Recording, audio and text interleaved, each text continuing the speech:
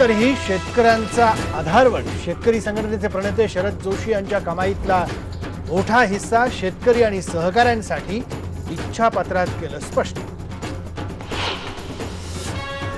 देवगडच्या ग्रामीण रुग्णालयात इंजेक्शन दिल्यानंतर रुग्णांचा 10 मिनिटांनी झाला मृत्यू। आरोग्य प्रशासनाचं सपशेल दुर्लक्ष। त्यांना जगामध्ये कोणी मदत करायला तयार नाही अशी असणारी परिस्थिती येऊ द्या आणि मग पाकिस्तानशी बोलायला सुरुवात केलं।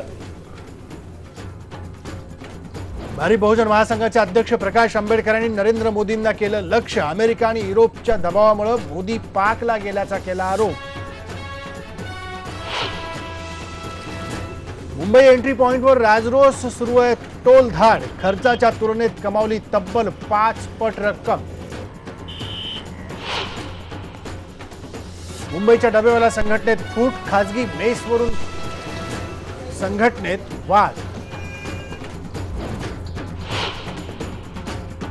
नागपूर विमानतळावर एटीएसनं केली 3 जणांना अटक। इसिसमध्ये भरती होण्यासाठी जात असल्याचा संशय। राज्यात थंडीचा कडाका कायम। परभणीत 4.8 अंशावर पारा तर पुण्यात तापमान 6.6 सेल्सियस।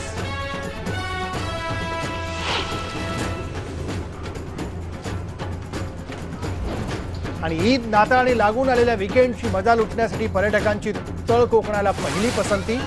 समुद्र किनाऱ्यावरील सर्व हॉटेल्स झाली बुक।